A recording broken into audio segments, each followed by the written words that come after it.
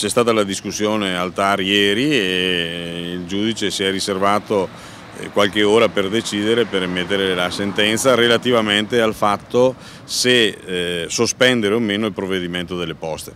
Il suo ufficio, quello di Scomigo, è stato graziato, ma lui continua la lotta con gli altri sindaci per tenere 14 uffici postali aperti.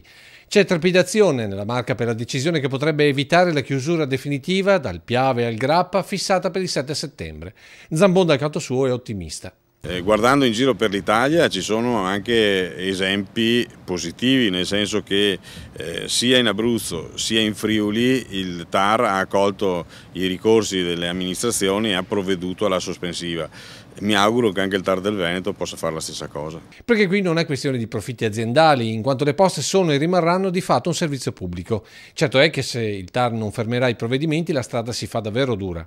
Abbiamo percorso un po' tutte le strade, nel momento in cui avremo un certo tipo di pronunciamento ne trarremo le conseguenze valutando le successive azioni da fare. Come dire, torneremo ad incatenarci se occorre, anche perché l'obiettivo non è tenere aperto tutti i costi, ma finalmente confrontarsi con Poste Italiane, che finora ha fatto calare tutte le decisioni dall'alto. Ci sia la possibilità effettivamente di portare le ragioni della chiusura o del mantenimento degli uffici in una logica di vera collaborazione.